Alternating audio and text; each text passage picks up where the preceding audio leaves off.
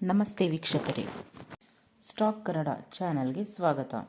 Stock market ಅಥವಾ share market ಅಂದರೆ ಏನು ಅಂತ ತಿಳಿಸ್ಕೊಡ್ತಾ ಇದ್ದೇನೆ. ಈ ವಿಡಿಯೋನ ಎಂಡ್ವರೆಗೂ ನೋಡಿ ಮತ್ತು ಸಬ್ಸ್ಕ್ರೈಬ್ ಮಾಡಿ. ಸ್ಟಾಕ್ ಮಾರ್ಕೆಟ್ ಅಂದರೆ ಏನು ಅನ್ನೋದನ್ನು ಒಂದು ಉದಾಹರಣೆ ಮೂಲಕ ನಾನಿವತ್ತು ವಿವರಿಸ್ತಾ ಇದ್ದೇನೆ. ABC ಎಂಬ ಸಾಫ್ಟ್ವೇರ್ ಕಂಪನಿ ಇದೆ. ಅದು ಉತ್ತಮ ಗುಣಮಟ್ಟದ ಸಾಫ್ಟ್ವೇರ್ಗಳನ್ನು ತಯಾರಿಸುತ್ತದೆ. ಈ ಕಂಪನಿ ವಿಶ್ವಾಸಾರ್ಹ ಮತ್ತು ಗುಣಮಟ್ಟದ ಸಾಫ್ಟ್ವೇರ್ಗಳನ್ನು ನೀಡುತ್ತದೆ. ಇದರಿಂದಾಗಿ ಆ ಕಂಪನಿಯ ಸಾಫ್ಟ್ವೇರ್ಗಳಿಗೆ ಬೇಡಿಕೆ ಹೆಚ್ಚಾಗುತ್ತದೆ. ಇದರಿಂದಾಗಿ ಈ ಕಂಪನಿಯ ಹತ್ತಿರ ಕೆಪಾಸಿಟಿಗಿಂತ ಹೆಚ್ಚಿನ ಗ್ರಾಹಕರು ಬರುವಂತಾಗ್ತಾರೆ. ಇದರಿಂದಾಗಿ ABC ಕಂಪನಿ ತನ್ನ ವ್ಯವಹಾರವನ್ನು ವಿಸ್ತರಿಸುವ ಯೋಜನೆಯನ್ನು ಮಾಡುತ್ತೆ. ಆದರೆ ABC ಕಂಪನಿ ಹತ್ತಿರ ಸಫಿಷಿಯೆಂಟ್ ಫಂಡ್ ಇಲ್ಲವಾಗಿರುತ್ತೆ. ಇಂತಹ ಸಂದರ್ಭದಲ್ಲಿ ಸಫಿಷಿಯೆಂಟ್ ಫಂಡನ್ನು ಜಮಾ ಮಾಡಲು ಆ ಕಂಪನಿಯ ಹತ್ತಿರ ಎರಡು ದಾರಿಗಳಿವೆ. ಒಂದು ಡೆಬ್ಟ್ ಫಿನಾನ್ಸಿಂಗ್, ಅಂದರೆ ಬ್ಯಾಂಕಿನಿಂದ ಲೋನ್ ತೆಗೆದುಕೊಳ್ಳುವುದು. ಇನ್ನೊಂದು ಈಕ್ವಿಟಿ ಫಿನಾನ್ಸಿಂಗ್, IPOನ ಮೂಲಕ ಷೇರುಗಳನ್ನು ಜನಸಾಮಾನ್ಯರಿಗೆ ನೀಡುವುದು. ಆದರೆ ಡೆಬ್ಟ್ ಫಿನಾನ್ಸಿಂಗ್ನ ಮೂಲಕ ಕಂಪನಿ ಬ್ಯಾಂಕ್ನಿಂದ ಸಾಲ ಪಡೆದರೆ ಬಡ್ಡಿಯ ಜೊತೆ ಸಾಲ ತೀರಿಸಲೇಬೇಕಾಗುತ್ತದೆ. ಒಂದು ವೇಳೆ ಸಾಲ ತೀರಿಸಲು ವಿಫಲವಾದರೆ ಕಂಪನಿ ಮುಚ್ಚುವಂತಾಗುತ್ತದೆ. ಆದರೆ ಈಕ್ವಿಟಿ ಫಿನಾನ್ಸ್ನಲ್ಲಿ ಷೇರುಗಳನ್ನು IPO ಮೂಲಕ ಮಾರಾಟ ಮಾಡಿದರೆ ಬಡ್ಡಿರಹಿತ ಸಾಲ ದೊರಕುವುದು. ಆದರೆ ಆ ಸಾಲ ತೀರಿಸುವಂತೆಯೂ ಇರುವುದಿಲ್ಲ.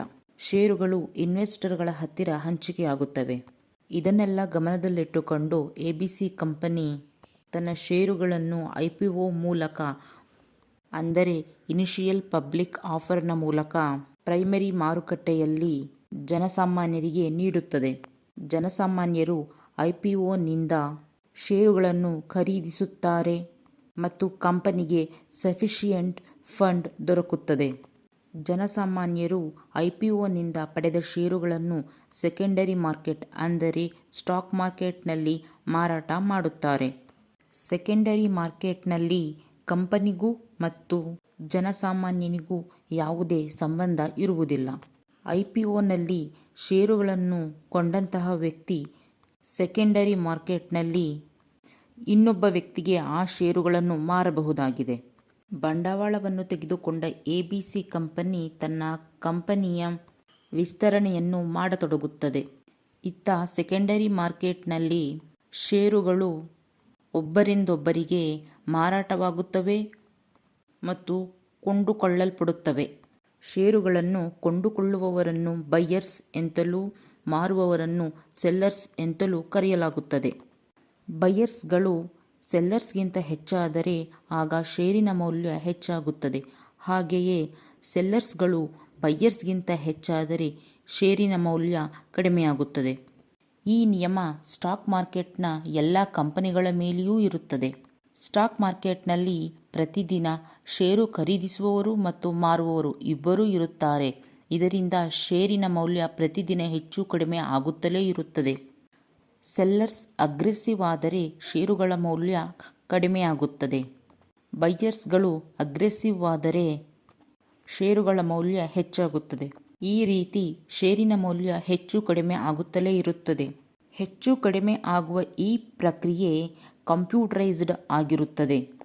ಆಟೋಮ್ಯಾಟಿಕ್ ಮ್ಯಾಚಿಂಗ್ನ ಮೂಲಕ ಟ್ರಾನ್ಸಾಕ್ಷನ್ ಕಂಪ್ಲೀಟ್ ಆಗುತ್ತದೆ. ಒಟ್ಟಾರೆ ಒಬ್ಬರಿಂದೊಬ್ಬರಿಗೆ ಷೇರುಗಳು ಎಕ್ಸ್ಚೇಂಜ್ ಆಗುತ್ತವೆ. ಇಂತಹ ಎಕ್ಸ್ಚೇಂಜ್ನ ಭಾರತದ ಮುಖ್ಯ ಮಹಾಸಂಸ್ಥೆಗಳು NSE ಮತ್ತು BSE.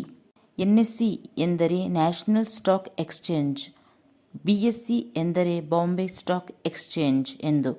ಈ NSE ಮತ್ತು BSEಗಳು ಆಟೋಮ್ಯಾಟಿಕ್ ಮ್ಯಾಚಿಂಗ್ ಸಿಸ್ಟಮ್ ಬಳಸುತ್ತವೆ. ಇಲ್ಲಿ ಬೈಯರ್ ಮತ್ತು ಸೆಲ್ಲರ್ನ ಪ್ರೈಸ್ಗಳು ಮ್ಯಾಚ್ ಆದಾಗ ಟ್ರಾನ್ಸಾಕ್ಷನ್ ಕಂಪ್ಲೀಟ್ ಆಗುತ್ತದೆ. NSEಯಲ್ಲಿ 1700ಕ್ಕಿಂತ ಹೆಚ್ಚು ಕಂಪನಿಗಳು ಲಿಸ್ಟ್ ಆಗಿವೆ. ಹಾಗೆಯೇ BSEಯಲ್ಲಿ 5000ಕ್ಕಿಂತಲೂ ಹೆಚ್ಚು ಸ್ಟಾಕ್ಗಳು ಲಿಸ್ಟೆಡ್ ಆಗಿವೆ. ಪ್ರತಿದಿನ ಈ ಸಾವಿರಾರು ಕಂಪನಿಗಳು ಸ್ಟಾಕ್ ಪ್ರೈಸ್ ಹೆಚ್ಚು ಕಡಿಮೆ ಆಗುತ್ತಿರುತ್ತದೆ. ಇದನ್ನು ವೊಲಟಿಲಿಟಿ ಎಂದು ಕರೆಯಲಾಗುತ್ತದೆ. ಆದರೆ ಪ್ರತಿದಿನ ಇಷ್ಟೊಂದು ಸಾವಿರಾರು ಕಂಪನಿಗಳನ್ನು ಟ್ರ್ಯಾಕ್ ಮಾಡುವುದು ಕಷ್ಟದ ಕೆಲಸ. ಇದರಿಂದಾಗಿ ಇಂಡೆಕ್ಸಸ್ ಮಾಡಲಾಗಿದೆ, ಅಂದರೆ ಇಂಡೆಕ್ಸ್, ಮುಖ್ಯವಾಗಿ ನಿಫ್ಟಿ ಮತ್ತು ಸೆನ್ಸೆಕ್ಸ್. ಬಿಎಸ್ಇಯಲ್ಲಿ ಲಿಸ್ಟೆಡ್ ಆಗಿರುವ 30 ಬೇರೆ ಬೇರೆ ಕ್ಷೇತ್ರದ ಕಂಪನಿಗಳ free float market capitalisation weighted average Sensex ಆಗಿದೆ. ಹಾಗೆಯೇ ಎನ್ಎಸ್ಇಯ 50 ಸೆಕ್ಟಾರ್ಗಳ free flow market capitalisation weighted average Nifty ಆಗಿದೆ.